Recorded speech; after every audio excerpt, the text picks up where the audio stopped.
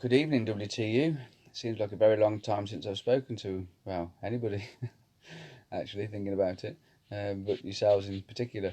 So yeah, deepest apologies for what seems to be a lack of activity and updates. I assure you there's not really a lack of activity, but it is certainly reduced.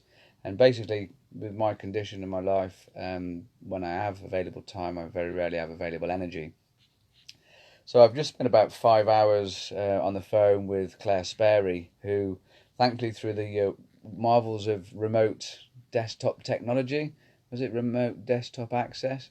She's been able to just sit inside my machine and do everything I've asked of her all day, which has been fantastic. So we've had a productive day making another update today, which is also drawn into what we've been doing over the last 2 or 3 weeks. Claire's been helping me remotely through my laptop, spending 2, 3, 4 hours at a time on the phone, where I basically discuss what I need to do. If it's writing a document, I dictate it and she writes it down and edits and changes it. If it's searching, she searches. And it's actually brilliant because I found a way I can be productive without my problematic arms and wrists and hands getting in the way. So I feel like I've been unchained. So yeah, it's been brilliant news, we feel, because we've been able to do a few things. Claire's helped me start assembling like a reading list, the evidence bundle. We haven't actually got the evidence itself. What we're doing is we're getting the actual source, we're going through the text, we're pulling out the bits of information that are most relative, and then collating them in a document which is a lot of pages long actually, that is soon to be sent over to Robert, which he will then be going through also and then sending over to the barrister. So I've put, as always, the written update, and I'm going to try and discuss it with yourselves here. I know not everybody, for whatever reason, likes to read, etc. So you will see me looking up to my screen from time to time, so I can just try and keep myself on track, because I am known to ramble a little bit. We've had a lot of delay that none of us expected, and we're doing the best we can. Although we haven't actually made the legal challenge that we've set out to do yet, we have, when I say we, I mean myself, the WTU team, and the solicitor Robert, we have been supporting our members in any way we can who happen to be facing cannabis-related charges. So Robert has got to be advised in, I think, at least 7 different cases at the minute. So one particular one to update. I have already asked Philip's permission to discuss this in the group, like I am doing. So this is with his consent. Philip Anthony Bevington is one of our long-standing members. He actually joined the WTU after seeing us one of our first ever community awareness events that we hosted down in Cornwall, I think going back 2018. In fact, speaking of going back in time, 7th of the 7th, 2018, so 2 years ago today, we actually had the Feet on the Street WTU protest rally outside of Parliament against the scheduling of cannabis. 2 years later, I suppose we haven't actually made the progress that we've set out to achieve, but we have made lots of progress. So in terms of past events, 2 years on, we're still fighting, and I hope it's not going to be in another 2 years, because we've got to finish it this year. You know, it's now or never. This has got to be the year.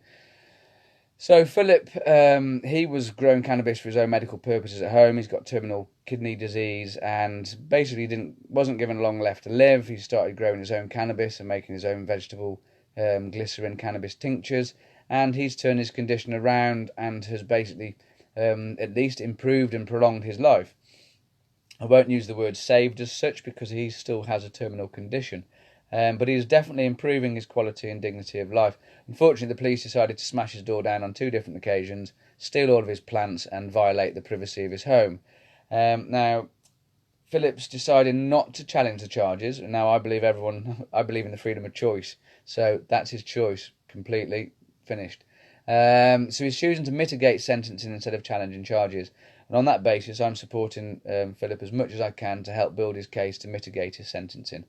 And now, in the process of this, Robert is also now supporting, and he has this week written and sent a letter of representation to the local CPS that will be prosecuting or considering whether they should prosecute Philip's case. Obviously, after much discussion with myself, with Philip and with Robert, Robert's highlighted key aspects of his case, of his health, and is basically trying to highlight that it's not in the public interest to prosecute Philip, and in fact it will be detrimental to his health if they prosecute him. So the law here will cause harm. So we're doing this in the hope that they'll drop the charges. Of course, they might not, and they might insist on pursuing prosecution. On the other hand, when they evaluate the evidence against Philip, they might determine that prosecution is not the best course of action. Now, this will not set a legal precedent that will help anybody else at all. It will save Philip's bacon. It will save his neck and get his neck out the noose, and that's what needs doing, and I fully support that. It's not everyone's role to take on the fight for everyone. So I know some people feel that no one should mitigate sentencing and no one should accept guilt. And I personally, I couldn't accept a guilt, but each person has their own journey and their own path to follow, and I like to think it's my place at least to help them along it as best I can, without judgment. So that letter's now been sent to the CPS. They'll have to consider that letter with all the other evidence, and I'm hoping it will make it quite clear that there's going to be a bloody fight on their hands if they decide to push it. So that is in the network, in the pipeline. The other cases we haven't really heard anything from because most cases have been postponed.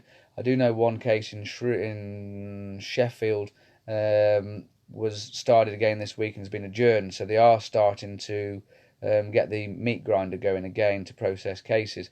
So I will just update as news comes up about these cases. Also, then you may remember at the beginning of the year, before all this crisis occurred, we spent a lot of time as a community writing the WTU open letter.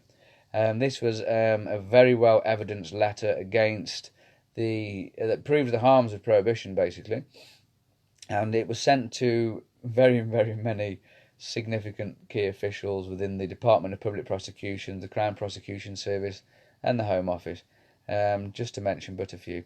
And we have had as many police crime commissioners as well. So we had a lot of replies from the police crime commissioners. They are normally more responsive. I don't recall many responses from the Crown Prosecution or Department of Public Prosecutions. However, we did have a reply from the Drug Legalisation Department, which is part of the Home Office, and I did actually receive that at the end of the CBD campaign. But I was in recovery in a bad state of pain, and I filed it and forgot I had it. And it was only by chance the other day that I was looking through the open letter responses and I came across this response. So apologies for the delay in getting this to you. That's why, and that's what happened. It's now uploaded into the Files tab in the Facebook group. It's now on our website. Now, I've spent, I think, about 6 hours with Claire ripping it to fucking shreds. Because if anyone's read it in the group, they'll see it's full of the usual nonsense, twaddle, bunkum bullshit that they write. So many of the points are unsubstantiated, so therefore they should be able to get challenged in law. So I've sent it over to Robert, and we will be writing this up into a more formulated response that we will again share into the group, so you can then share your opinions to add to it before we send it back to the Home Office. Like we say there, WTU will not leave this matter alone, nor for the flowers for that matter. So we will keep pushing. I know people say, what on earth are you going to achieve writing a letter? Well, every person that reads one of these letters, especially when they're well evidenced, is a mind changed. So I'm very happy to say, in recent conversation with Robert, excuse me, it really warmed my heart. I get a bit irate, in case you hadn't noticed. I get a bit warmed up and passionate, and he just turned around and he said, the current licensing regime infringes human rights, and as the law stands, there needs to be a change in the licensing or an exemption granted to change this. So I was really happy that, considering my first ever conversation with Robert was, it'll be very expensive, it's very political, and it'll take a very long time, to now he's saying, this licensing, discriminatory licensing is infringing on your human rights, and he can see it. And that has been after providing him with a lot of information. So, the next job now is to gather the the most moving bits of information to make it as short and concise as possible, to present to the barrister, to get the barrister as lit up and fired up as we are. And then once that happens, then we'll be able to move even further forward. Excuse me. When I first met the barrister, they were like, cannabis is a dangerous drug, completely mind controlled by the government. So our job in the first instance, I believe, will be to convince the barrister. If we can convince the barrister to understand and know about cannabis and then feel as righteously about it as we do, then I feel we'll have a far more powerful ally fighting our case than just someone who actually doesn't believe in it but is just going through the motions. Okay, cool. So we're getting closer and closer than we've been ever to presenting this information to the barrister. Like I say, we've started compiling the evidence list of research links that basically prove the benefits and uses of cannabis. We will, in the process now, we've got to finish off the surveys. So you may recall we did the survey. We had 670 survey responses that we did. I think it was last year now, before Christmas time. Yeah, it was, because we started processing them in November with the team in Wales. So we have basically compiled that into like a summary and then into the individual aspects of the surveys. So we will present, we have to shorten this, literally we're talking thousands of pages, right? The barristers, they don't want to read all this, so we've got to extrapolate the data from there and make it as concise and cohesive and persuasive as possible in as compact a space as possible. So we're working on that. That's the next things that we'll be moving to. Now, we've had on our website, there is an option on there for you to take the opportunity to make your testimony against the government, against the prohibition of cannabis. I can't hide the fact that I'm a little bit disappointed that we've only had 5 testimonials on our website. I don't know how long that has been. Obviously, we haven't had this website for the whole 2 years, but out of 5,727 members, we've only got 5 testimonials fulfilled. That to me translates to 5,722 lost opportunities for you to have your say against the government and their policy.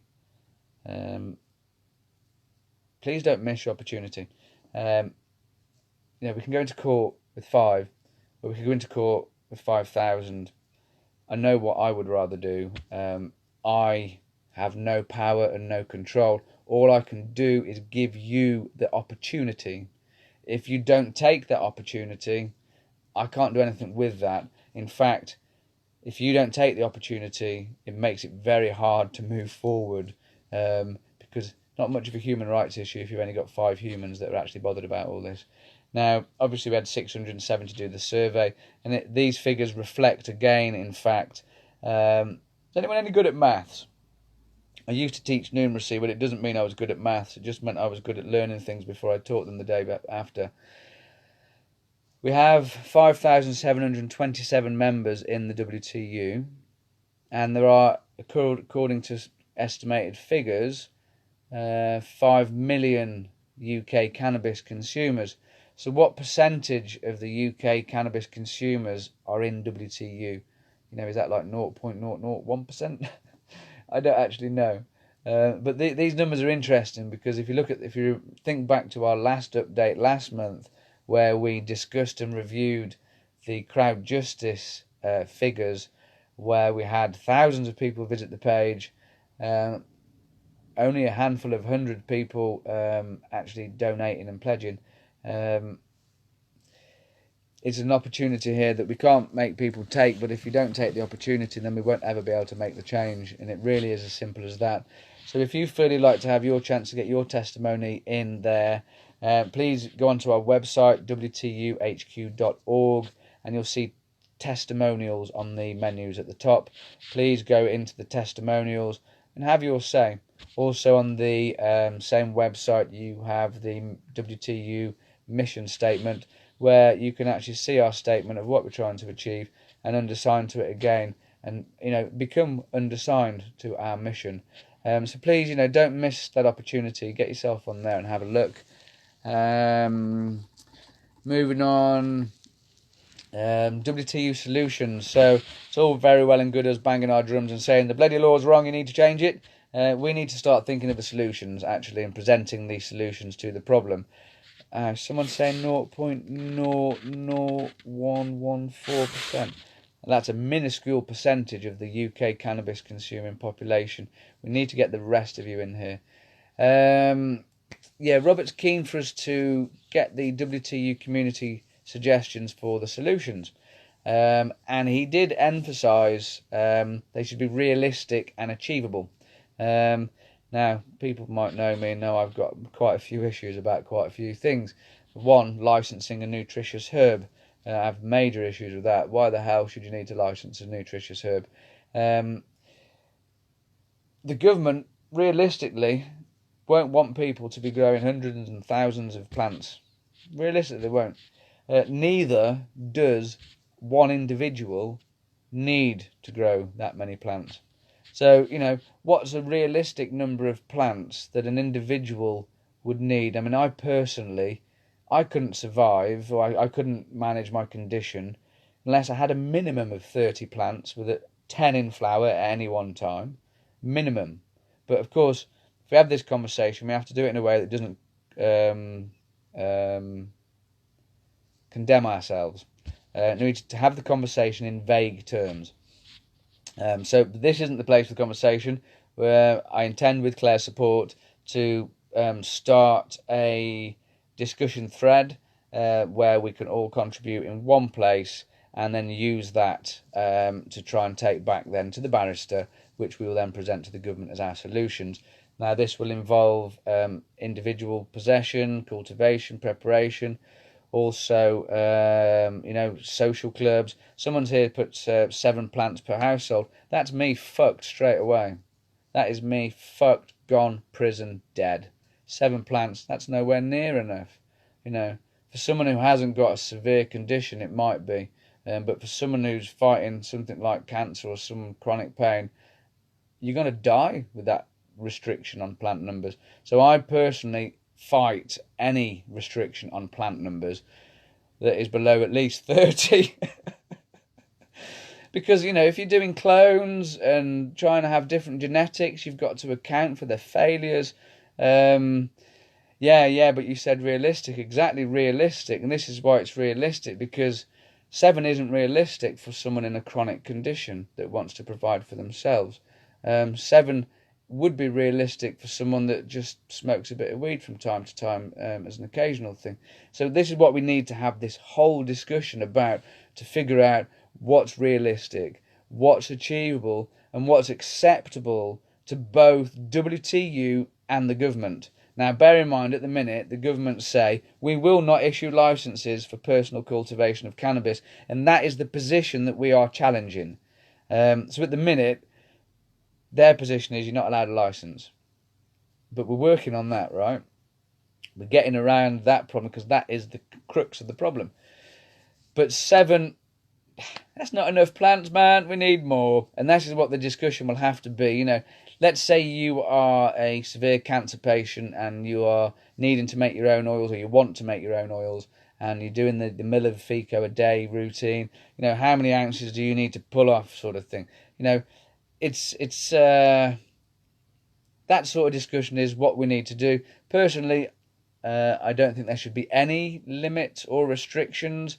Personally, I feel that until you are making a product to sell to other people, you shouldn't be bound by any regulations or laws, basically. But that's just my humble opinion. And this is what we need to have this. Please don't be sorry, Helen. It's great. It makes great discussion. And we need this discussion. It's exactly what we need. Everyone's different opinions. It's going to be a mishmash. It's going to be emotional. It's going to be passionate. But at the end of it, we need to try and refine down what we think will be realistic and acceptable. And also kind of the achievable bit's important as well, because currently under the law, the Home Office can actually change the law to let us grow. very easily, without all that hassle in Parliament and votes and debates and all that sort of stuff. Home Secretary has the power. They just abuse it. So on that note, keep your eyes open, please. We will make this post very soon about the WTU solutions to the problem. And I really, again, I'm encouraging you all to take that opportunity to contribute while you can, because it won't last forever, this opportunity. And I feel if we don't get this done this year, it's going to be stuck for another flaming 100 years. Right, next point. Many of you will remember that since I started WTU and since people starting to wanted to donate into the community so we could make t-shirts to give away and to afford to go to events and things like that, everything has been done through a PayPal account, through our website at the moment, and every bank we've been to so far has said, no, we've got no appetite for your type of account, even though the WTU has got nothing to do with cannabis itself. We only talk about cannabis and campaign to change the law. But despite that, banks didn't want to touch us. Apparently we're a hot potato. Anyway, thankfully Robert's made a referral to an appropriate banking provider. And after, again, many hours typing support from Claire, none of this would be possible without Claire Sperry. That lady deserves a medal. I'm happy to say we have a bank account. I mean, the message says here, because I had to pay £55 fee, which I haven't refunded or anything at this point, but apparently that £55, which had to go from my bank because it couldn't take a PayPal payment, so I had to do it from my own bank, is now being deposited into the WTU account. I've had no paperwork, I've had no details, I've had no numbers, nothing. All I've had is a message saying, congratulations, it's been deposited into your account. So I'm hoping it's all in snail mail. I will be making more inquiries as the week goes on, but it looks like, keep your fingers crossed for me, that we have now secured banking services for the WTU. I should have brought a drink of water for this. The good news about that, and the reason banking services are so important, in fact, is for increased transparency, so that you guys can see what's happening with your donations, and also because PayPal takes a bite of every transaction and could shut down the account and confiscate all funds at any point in time, even though we have nothing to do with cannabis. You know, it's insecure banking in PayPal. It's very restricted, basically. So we've always been trying to get the WTU an account. So fingers crossed, we're on the verge of doing that. Now, during this process, many people have said many times, oh, it's going to cost a fortune, this. We can't afford this case. It's going to be too expensive. In fact, for a whole year of searching for a solicitor, every solicitor said, oh, no, it's too political, it's too expensive, and it'll take too long. That was until I met Robert, at which point he said, oh, it'll be very expensive, and it's very political, but it's not impossible. Right? So, he was the one that said it wasn't impossible, and is now who we're working with. He reckons it could take between £50,000 and £100,000. These are just estimated ballpark figures. No one can actually predict. Excuse me while I just scroll down a little moment. And I used to think it might be impossible too, until I learned from government figures that there's an estimated 5 million cannabis consumers in the UK, and we've got 5,772 of us in our community group. I don't know what minuscule percentage of 5 million that is, but I will find out before the day is out, hopefully.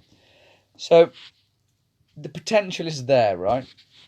Whilst we're completing this application, Claire and I have had to find out annual turnover, right?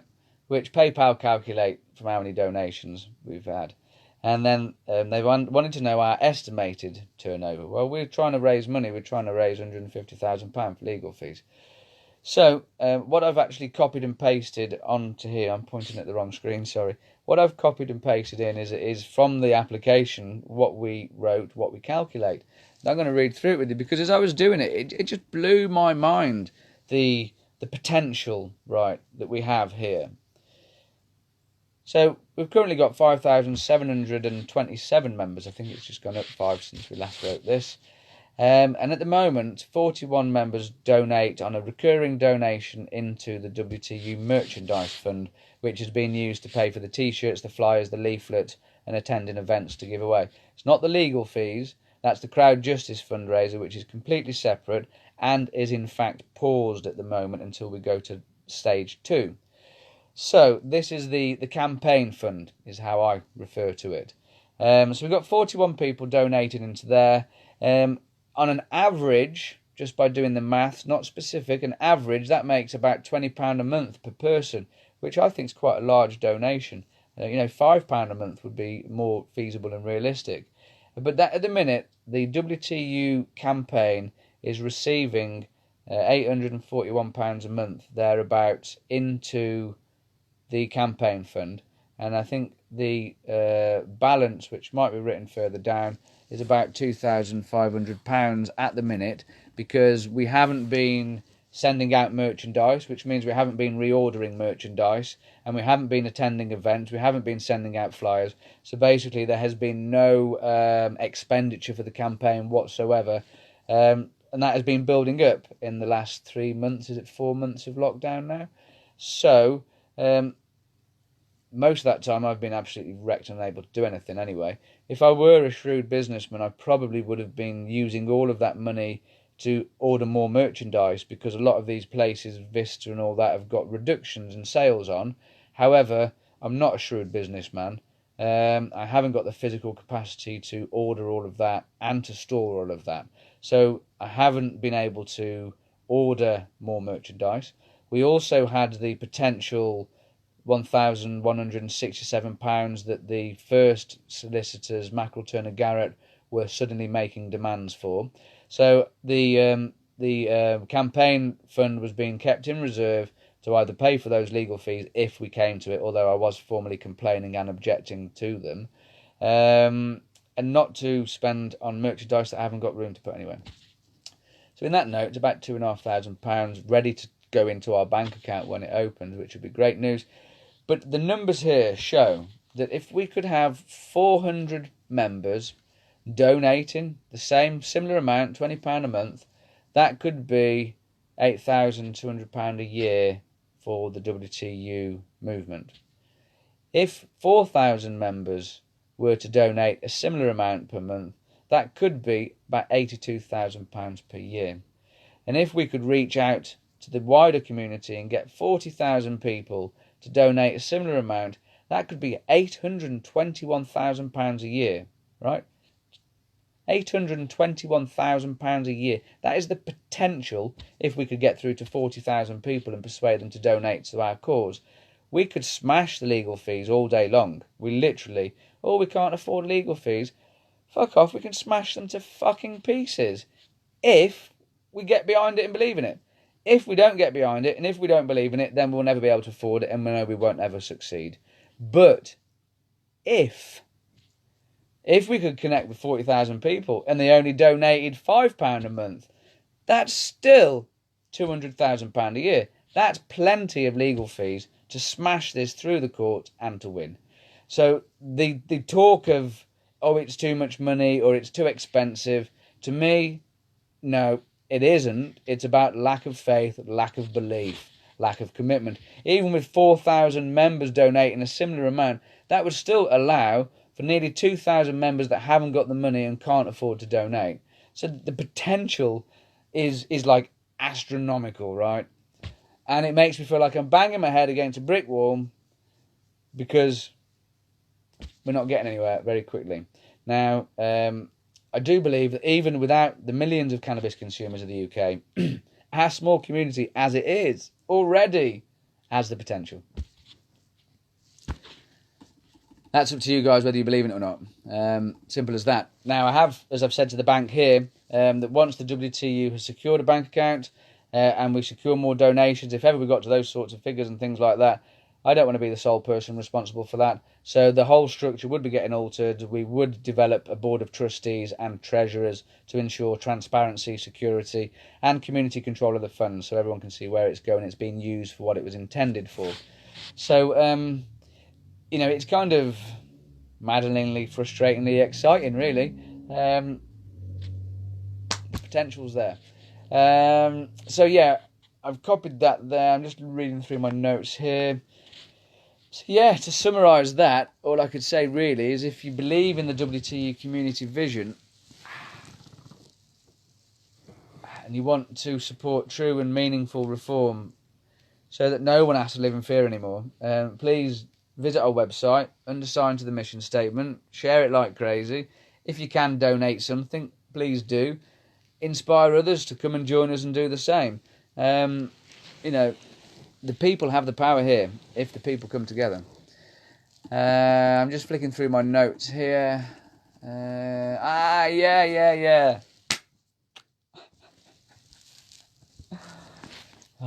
I did feel very, very chuffed. Success. I felt like it was the first battle won. So only a small battle granted. In fact, against the behemoth that we're fighting, it's a tiny battle. As I've already mentioned earlier on in today's update, Mackerel Turner Garrett had issued a final bill to the WTU community. They were already keeping the £2,222 that they already held, and then they issued a bill for £1,167. Now, myself and many members of the WTU community felt that this was an unfair fee, given that our case hadn't progressed slightly at all, and a lot of the work that they were quoting was actually documentation that we had prepared as a community. So on that note, I made formal complaints and was most unhappy about it, and made a complaint to the company, asked them for one final time before escalating it to the Law Society for them to reconsider, because of the charitable and the vulnerable nature of the WTU community and the aims of our group, to not burden us with this extra final fee. It's been over 6 weeks since I asked them that, and I've heard nothing, and I've been going, quietly going spare. And as it happens, the person, I've taken their name off the emails, they still disagree with the points that I raised, although I would continue to argue that and could evidence points. So they've agreed that they will waiver the final balance as a goodwill gesture to the WTU community. So I am very happy to say Mackerel Turner Garrett has waived that final fee. They will now be arranging a credit note in respect to the balance due, and they will be arranging to have our files transferred over to Robert Jappy at INT. So smash that. We're moving on. I'm really happy about that. I'm not sure. Now, this tells me they're not asking for the extra 1,167. I'm not certain whether that be a credit note of the 2,222 going over to the new solicitor INT. So I'm not too certain about that. In all fairness, I was just thrilled that they weren't asking for that extra bit of cash.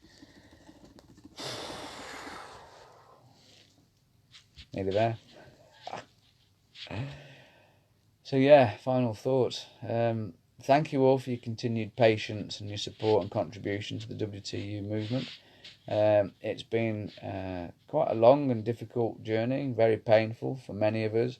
We've lost people along the way, and we still continue to lose people along the way.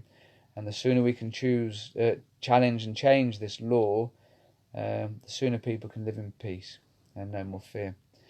So please do all you can to support the WTU.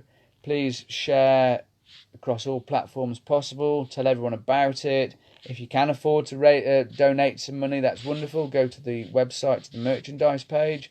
We will have the bank account details all up on the page soon, and all that sort of stuff will be organised. We will get an accountant to get what are all the... I've got a big bundle of receipts like this and bags of cash from 3 or 4 different events. So I need to get an accountant to go through all that, and then we get it all transparent. Everything can be up and everyone can have a look at everything, and no one can start making those crappy accusations again. Everyone can see what's happening, everyone can be happy, and we can actually make this happen. So before I head off, actually, because I don't read what you say, because if I read what you said, I'd forget what I had to say, and then I wouldn't get to update anything. So I'm just going to scroll through the questions here. Hello to everyone that's watching. Thank you so much for actually taking the time to stay in and listen to me, actually. It's very much appreciated. I do hope that you all are doing as well as you can do, actually, at this chaotic time. You know, it's such an uncertain time, and I'm not going to use these cliched words that have become cliches now. And I have learnt myself, all we can control is our little bubble. Not using one of their cliches, are you? Our home, our property, is the only thing we have any actual real control over, which is why now my garden and every pot in it has an edible plant in it. So, as my daughter said looking at my garden the other day, we won't starve, Dad, because the only thing we can control is what's within our own perimeters of our property. And even then, that is still limited to what extent. So I hope you're doing well there. I'm just continuing to scroll through in case of any questions that I can answer while still on this live feed. James there, so gutted Borrowfest didn't come together. We should have all been there. That was hello, what's this? We've always known that this was never going to be a swift victory, and as long as it ends with a victory, that's all that matters. And it's true, you know, that even the solicitors wouldn't take the case. They would not take the case because it would take too long. Too political, too expensive, take too long. Which means justice, what's that worth in the UK? But I feel a real sense of urgency, and this is why from the minute I started campaigning, and this will go back to 2004, and anyone that knows me can vouch for it, I have put every ounce of my strength and energy into it, because every day someone else is a victim. Might not have been me. I might be lucky. I might have got through this day. Some of my friends might have got through this day, but somewhere in this country right now, someone is being prosecuted for cannabis-related offences. And that means there's always a victim in this war, constantly. And that is why I feel this burning urge to get it beaten as fast as possible, so that truth, justice and freedom can come back to the British Isles, and people can live in freedom. So that's why I've got this mad burning intensity to get it finished as fast as possible. No one else should suffer. I'm just scrolling through. Someone here, Helen, you should be able to grow as many as you like, as long as you're not selling it. And that's totally my belief. You know, even if I had a load of apple trees, I can grow as many apples as I want according to my property. And if I've got a load, I can give it away to my friends. I might even be able to sell them dirt cheap. But for some reason with cannabis you can't, and this really, really puzzles me. 5 grams of flowers with a cannabinoid content of more than 20% will give you approximately 1 gram of FeCO. So if that was to do the maths, if you were like seriously with cancer, I believe they have about 1 gram of FeCO a day. I can easily do that for pain management. It's mental. To have limitations on plant numbers is just wrong. It's worth bearing in mind today it took us almost 5 hours to put one comprehensive update together, so you can understand how long getting all this together takes. Fair point. Right, no medical required. I don't think we've got any questions to answer, so we're doing well.